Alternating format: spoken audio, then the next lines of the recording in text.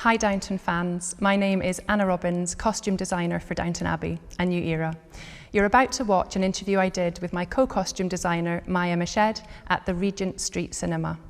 We loved bringing the 1920s to life on screen and can't wait for you to see the film when it's yours to own on digital and Blu-ray. I would like to start with a question for you, Anna, because you were the costume designer for the 5th and 6th seasons of the TV series and also for the previous film. And the approach to making films as opposed to making TV is very different. How does this impact your approach to creating costumes? Yeah, so it was a real challenge taking it from the series into the film in terms of scale and the fact that you're working where costumes are going to be seen a couple of inches high to being seen a couple of meters high. And when you're working with original pieces that are almost 100 years old, the kind of level of detail that's going to be seen is much higher. So it's like we had to raise the bar and look to just make things feel more cinematic, but also practically museum quality in terms of what we were able to put on screen. So it was challenging across a number of levels, but a great opportunity to sort of showcase the costumes in greater detail. When creating costumes for a period film, there's much research involved and an aim to achieve historical accuracy. But did you do any kind of adjustment to the costumes to make them more appealing to a 21st century audience?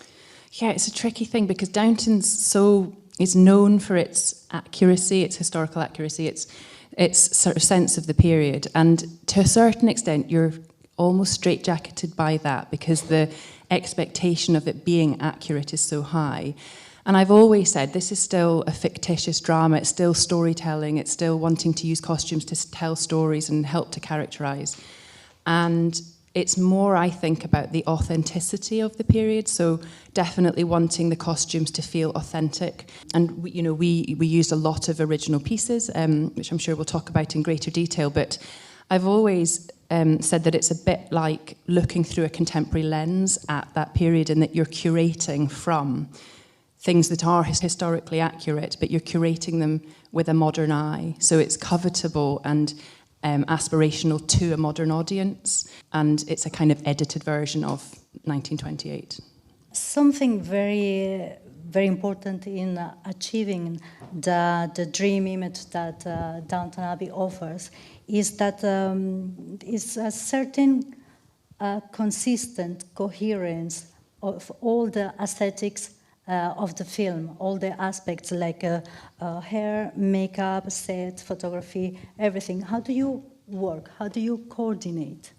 Well, that's actually the beauty about filmmaking, that group of people, as you said, makeup designer, director, production designer, producers and costume designers in this case, that you all get together and have meetings and you do creative brainstorming and you put all your beautiful ideas together and create something amazing and very unique by collaborating very closely. Downton Abbey is very much about the costumes, and I think they're so beautiful, but the costumes wouldn't be so beautiful without beautiful production design and the lighting, and then I think also the music in this film is spectacular, when the film people arrive and there's jazz music. I think it's all just such a wonderful collaboration, right? Yeah, it becomes like a bigger than the sum of its parts, or something that when it comes together it ends up being, greater than the sum of its parts. And I think quite a large part of that is down to our producer Liz Trubridge, who is the person who puts, all of us together and is sort of creating, she's sort of building the recipe. Like it's a kind of alchemy in a way, I think, as to who you put together, and she kind of oversees the general look of it, and I think is probably responsible for the cohesion. Yeah. Okay, so would you say that you realize her vision rather than the one of the director, because there have been many different directors throughout the TV series, through the films? Yes, and Liz has been on Downton since year dot and has such an understanding of the camera shots and the fact that they're always at a certain distance and little things that you would probably hardly notice, but are the same across all of the different directors that have come and gone. And I think that's what gives it a sense of being, linear and tied together as we've gone along. Let's talk about colors. How did you approach colors for all the different characters? I think we probably started with colour as our initial basis for discussing where we wanted to go. And I think I've always had in mind signature colours for certain characters and looked to kind of create wardrobes and palettes because of that. Sort of taking Lady Mary and Lady Edith as an example, I'm always looking to either complement each other or contrast depending on what we want the scene to do. And Lady Mary might wear slightly more colour blocking. We'd look at more primary colours. And it's like you could take the colour red, and on Lady Mary it would be maroon, and on Lady Edith it would be more coral, and on Cora it might be a more dusky pink. And so you can kind of take one colour and give it a slightly different accent for each of the upstairs women, and that creates the palette for them. On this film, I talked with Michelle Dockery about softening Lady Mary and presenting a slightly more vulnerable side to her character, and we did that through colour. So still using a lot of the sort of signature colour blocking and bold primary colours, but also introducing some dusky pinks and some sage greens and softening the textiles and fabrics that we used. And then with Edith, coming in with the prints that feel like a signature for her. It was about continuing a journey that has been started long ago. There's a real shorthand that I have with these characters. And I think what was then amazing was the injection of these really exciting new characters. And Maja had amazing ideas about the palette that we wanted to introduce for Myrna, which was just a beautiful contrast with the characters that we already know so well. Yeah, so Myrna, when she first arrives, is in this ice blue coat and, platinum blonde hair. And it was really important for us to have her, look very different to everyone at Downton. Or when the family travels to the south of France, it's again a different color palette, which I think is so beautiful, and warm, summery colors, right? Yeah. So, yeah. And did you take inspiration from any real-life Hollywood diva of the time? Yes, we looked at Vivien Leigh, and it was really enjoyable to research these Hollywood stars in the 1920s, Vivien Leigh, Greta Garbo, Marlene Dietrich, and we will speak about this later. It was also fun to create the 1875 costumes out of a 1920s perspective, but we get onto that later. But yeah, being a part of the film set in the south of France, what was the approach to address the French characters, but also the English characters out of their comfort zone? When we first got the script and we were able to see how many different worlds had been created that we were able to explore. So, we know Downton and we understand it, and we've got these sort of dark wooden backdrops and, the red sofa in the library, and you've got all of these very signature colours that you're working with, a certain palette that works within an English aristocratic house. To then jump into the south of France gave us an opportunity to completely flip the palette and look at these sort of Neapolitan sorbet-like colours set against these kind of much lighter, brighter backdrops, saturated sunlight, and seeing how Julian Fellowes had written the script, where it wove between those two locations, gave us a great opportunity to bounce backwards and forwards from that really sort of summery Riviera feel back to Downton and contrast the palette of the costumes, in the same way. If usually a part of a film wardrobe is rented or bought and then adapted to the actors that are going to wear them, and another part is normally made especially for the characters, how did it work in this film? I think it's generally a very organic process, right? And as Anna already said, it's about authenticity.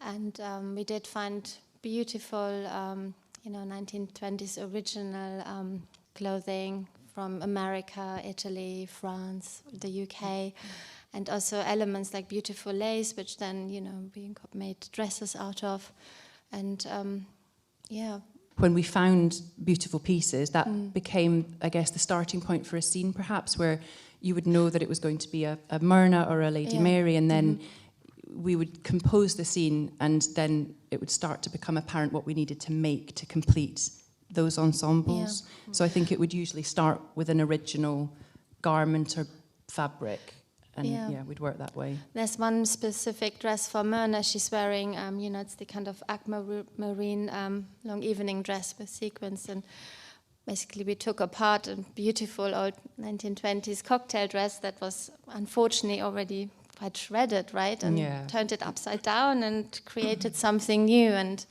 I think it depends on what you want for a specific scene, for a feeling, and depends on what we find, what works. And it's very organic, I think, the progress between finding something original or making something work, and finding a beautiful fabric, but it's not the right color, and we need a beautiful blue. And and we had an amazing dye room where we were able to basically create anything that we wanted. So we were able to, really think about it as what we were wishing for, and then make that happen. Really, very talented department. And something really exciting in this film is that there's a film within a film.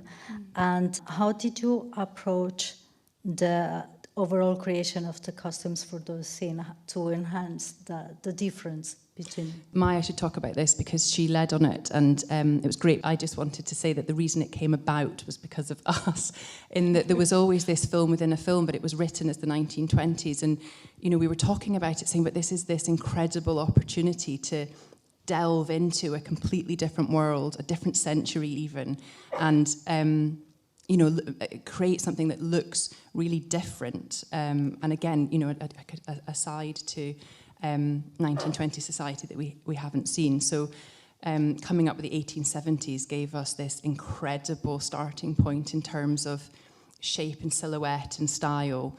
And as Maja touched on, the fact that we were doing it through a 1920s lens, so looking at films that were filmed in the 60s but set in the 40s, and the fact that this sort of 60s hair and makeup and styling was seen through the clothing as it was designed, and we wanted to get that kind of mashup of 1920s meets 1870s. And it was, a great opportunity because Myrna inhabits the glamour of the 1920s and then the 1870s.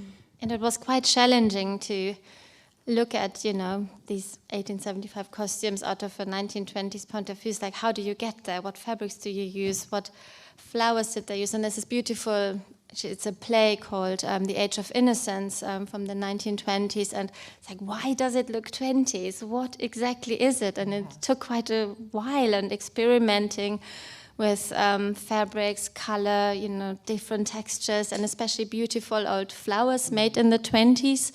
It took a little while to get there, but then I think it does work really well. And then also scenes of The Gambler, the film are in black and white, and the costumes had to be high contrast at the same time, and it was beautiful. And as Anna said, the jewelry and the hair and makeup really make it then look perfect, right? And we slightly augmented the proportion of the bustle, because I think our director, Simon, got really nervous that Laura Haddock wouldn't be able to stand or sit or lie on the bed. For the dinner scene, right? Sit at the dinner scene elegantly. So we had to sort of play about and get Laura to try sitting and try lying, and eventually I think did we take some of the bum pads out a little bit, and we did, and made it just feel a little bit more contained, which I think helped to make it feel like it was ours and to give it a stamp. It was less 1875 then as well. It was more an interpretation, and it worked really well, I think. Okay. You mentioned jewelry. Do you also take care of the jewelry? Yes, absolutely, yes. And how do you work on this? Do you use replicas, originals?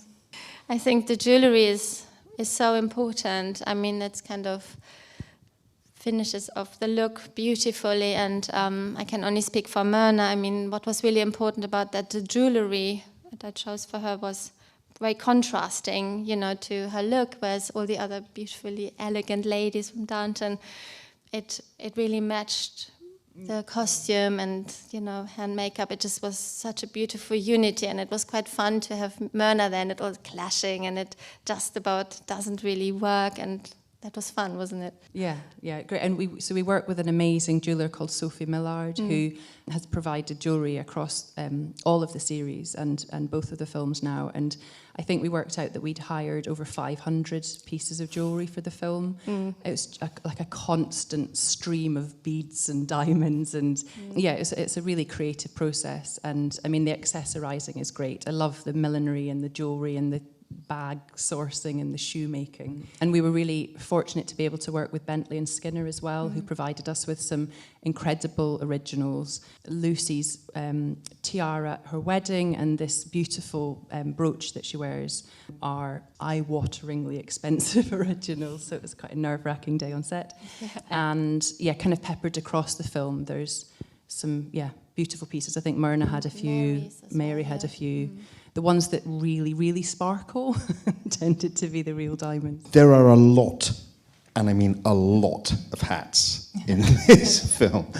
I was just curious how much were stock, how many were bought in, and did you work with any particular milliners? Yes, so some of them are original, although they usually tend to be quite small, and then definitely won't work if the actresses are wigged. That tended to mean that we would have to make.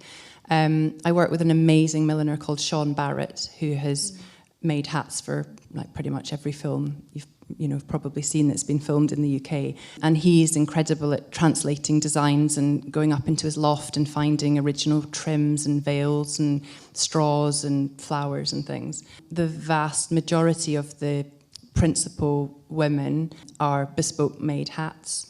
And the gents is a kind of combination of new sources, bespoke makes and hires, I'd say. I think the interesting thing about this film is that for most of the film, the costumes immediately tell you the status in the hierarchy of the people. And for me, the interesting moment is when the staff get recruited as the dinner party guests. And then suddenly the whole thing is turned on its head. And particular moving moments were when the staff look at each other in different status costumes. How did you approach that in terms of what you would do to bring that through? It was really enjoyable, especially to dress Mrs. Patmore and Mrs. Hughes. I mean, when they just come down the staircase, it was just wonderful to watch.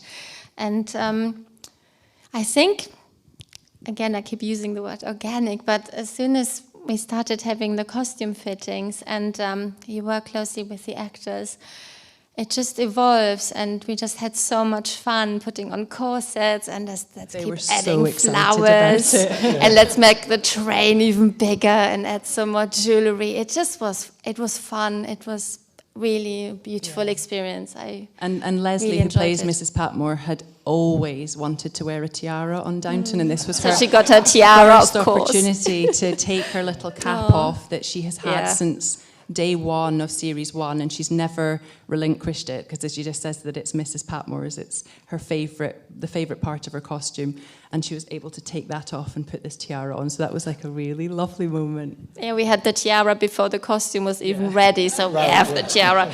So it's really wonderful. Yeah, I was going to ask about the downstairs. It's much clearer with the upstairs characters. How much character you can give them through color, and how do you help an actor when basically it's a uniform and the differences are less visible from period to period when we follow them? And you just mentioned Mrs. Patmore, so is there more? Yes, and I mean, and that's a journey that started before I even came on board with the series. You know, creating the character through their uniforms was the main way of doing that, and it's definitely in the choice of fabric and the cut and the detailing. Anna would have a sort of a delicacy to it, often a kind of floral texture within the silk or the wool. Baxter would have little details that would show that she was a competent seamstress herself and could actually, add detail to a uniform that they would make their own clothes with fabric that was provided by the family. Usually their Christmas present would be a bolt of fabric. And then, I think you're right, we've got less civilian wear costumes with which to tell their stories. So you've got to be quite concise with what it is you're trying to say about the character and the colour choice. And again, Mrs. Patmore, she's reworn the same suit year upon year because actually that makes sense of her character, and it was a really practical piece of clothing that wouldn't have changed until she needed to change it. You'd make more advancements in terms of style and cut and shape with the ladies' maids because they were required to dress to a certain level because they were more visible. So it is about creating the hierarchy and looking at the practicalities of how they were able to dress and get colour on them when you can. Hi. I just wondered, do you have a warehouse full of clothing, or do you hire things in, or do you make them? And also, how much influence do the actors have in the clothes they're wearing? There is a huge warehouse in LA where all of the costumes are stored. So everything that we made on the series and on both films has been kept and is archived. And the amazing part of Downton is that I think the costumes have got a life after the film and are quite often seen again in exhibition spaces, and that's a lovely thing as a costume designer to know that the detail can be seen again. There's a combination of making and sourcing and hiring, and the hires will go back to the hire houses. Do you get the script and then decide what the person is going to wear? Is that where it begins? Yes, the script is the starting point, along with the kind of more generic research about the time and any specifics. So I know, for example, we did a huge amount of research into swimwear. We had an entire mood board for Riviera beachwear, and then the scene was just Lucy and Branson. A lot of work. Yeah, but yeah, so a lot of research, and then script specific research where we would break down the requirements of that script, and then we would get the schedule, and the schedule will give us a timeline in terms of prepping chronologically. So when the schedule changes, there's all panic in the workroom as we've got to make things in a different order. But yes, essentially everything starts with the script, and it is collaborative with the actors. Yes, it is. So of course there first our ideas of how, what the character should look like, what you want to bring across to the audience, what kind of feeling you want to create. And then it's really important that, once you present these costumes to the actors and you try a few things out, different colors, different shapes, patterns, it's really important that the actors feels really comfortable, like feeling like, I'm this character, and it just has to feel right. It has to be, like this unity. And I don't think it's ever possible to just impose a costume, say, this is the color I want, this is the shape, and if you like, you know what I mean? It's really important that it works for the actor and it feels right. Yeah. Yeah, it's like a light switch, isn't it? It's like when it's right and you're in the room and you're working together, it's really clear when you've got a good idea, and then you hit your stride, and so maybe subsequent fittings would be slightly more streamlined because you know where you're going, and they'll trust the process. But yeah, it's a beautiful part of what we do. Hi, thank you very much for making us enjoy so much the film and everything. When I see all those dresses, they are quite wearable right now. I mean, I would love to dress like this. Do you think you influence the trends right now? Do you see details of with your dresses in the current tendencies? I think that costume and fashion are intertwined, and it's quite cyclical, and they inform each other. So I think, fashion in film has always had a far-reaching impact, and then we end up looking back at fashion, and the whole cycle begins again. But I'd like to ask to both of you, which is your favorite character to dress and why? Oh, that's a really difficult one. I mean, I could maybe give you like my top 5, or like my favourite duo or my favourite ensemble. It's an absolute gift to be able to costume Mary and Edith, but that's a really easy answer because you're able to explore such incredible cutting-edge fashions. It's also incredible to design for the Dowager. You know, an incredible character requires, you know, really careful, incredible costumes, and it's been a privilege to work with Maggie. Perhaps on this film, I might even say Lucy, because we were able to, you know, suddenly allow her to blossom and find herself in this new world. In the last film, she was a lady's maid and she had about 5 costumes, and then she lights up in this and has an incredible wardrobe full of some really beautiful pieces. Oh, but then I would also say that we were able to put trousers on our women for the first time. So with Lady Mary, she has these silk pyjamas. It felt right that Edith was a liberal career woman with one foot in London, one foot in Brancaster, and that she'd have taken that opportunity to move forward in that way, and that was really exciting for us.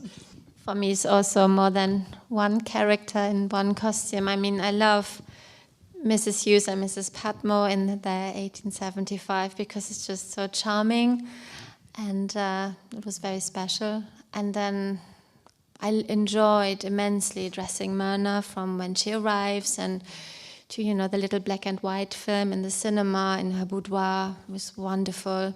And John Bright from Cosprop lent us his archive collection. That was also really special. I mean, what a collection he has. And then also I love Madame Montmirail, and my favorite costume of hers, the one when we arrive at the French Riviera and she walks down the stairs in this very elegant black and white dress. Was also a highlight for me. But yeah, I think there's too much to choose from. So many costumes. It's really it was hard. just a feast. I was just going to ask, I was lucky to visit Highclere in February, and how much does the furnishings and the colours in the house, which are quite strong, play with what you choose to dress the characters with colour-wise? Because you see them standing out quite strongly against the red sofa or the columns or something. How much does that play? And there's a lot of light and dark in the film. You also want them to sparkle. So how does that come into your mind when you're thinking about where they're going to be sitting, where they're going to be standing? I mean, all of those things. So, you know, as soon as you have the script and you know which room they're going to be in, you know what colours you're going to be working with. I have to say that the red sofa is the bane of my life because it's a really difficult colour to create harmony. And one of the more complicated things is when you read someone going from one room into another and you're like, oh, well, then I've got to make it work in both spaces. And, you know, with this person and then with that person. So it just becomes more complex. But Highclere, you'll have seen this, it doesn't change hugely from reality into filming. Yeah, it's a strong palette and quite a dark palette, but it gives you great spaces to work with. I always wish that they spent more time in the drawing room, which has got this lovely like duck egg blue wallpaper, silk wall covering, but it's really difficult to film there because of the angles and the mirrors that can't be removed. So we don't spend much time in there, and I've always found that a shame because costumes look great against that palette. Thank you. I wanted to ask if you've done many period films or series, and if not, how does a costume designer start doing period films? Because obviously you have to have so much specific knowledge, especially the older the period, like you need to know the undergarments, how to put a corset on, all of those things.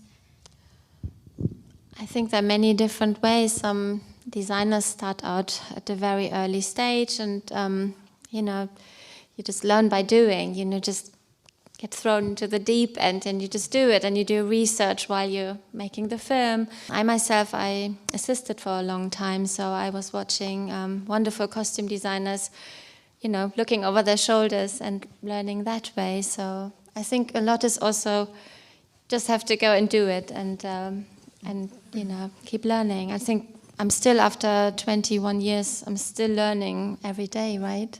it never stops. So yeah, and I think it's quite interesting because we're both designers but have come from in very different directions. As Maja said, she's worked with some of the great costume designers and learned from them. I started designing really early and was designing like period shorts where the budget was about 50p and you're trying to work out how to do Victorian costumes on a shoestring. And I've just sort of worked my way up that way. And I've always done contemporary and period, which, and possibly starting off with more contemporary and ending up doing more period. So it's a really difficult question to actually give a definitive answer. I've been very, I've always said yes to opportunity, even if I've not been sure how to achieve it. I've said yes and then I've figured it out. yeah, I think it's about being brave. One of my first really, really low budget student feature films was contemporary, but also set in the 30s, and I had to go to Camden Market and bought 1980s clothing, and at night I was recutting them because, you know, the shape is at least similar to the 30s, and I mean, it's just about being brave, and as Anna said, using every opportunity and be passionate, you know, so yeah. Firstly, let me say, well done. They were absolutely beautiful, thank you. Thank you. Where you can't get authentic costumes, how often do you use like man-made fabrics to natural fabrics? I mean, I don't want to say it, but I don't think there's any man-made fabrics in this. I mean, not knowingly. I think we were pretty disciplined and passionate about making sure it was as authentic as possible. So using natural fibres and constantly trying to find fabrics that behaved in the same way. So it's like velvet, metallic lace, devore, print. It's like they're all the holy grails where you're trying to find things that have the same handle, the same drape, the same weight. I think that's, for me, one of the biggest challenges, to have a completely new costume standing next to an original and for it to feel like they're from the same world. Thank you very much, everybody, for coming. Thank you to the Regent Street Cinema for hosting us. Thank you very much for coming, for joining us today. You're welcome. Thank you.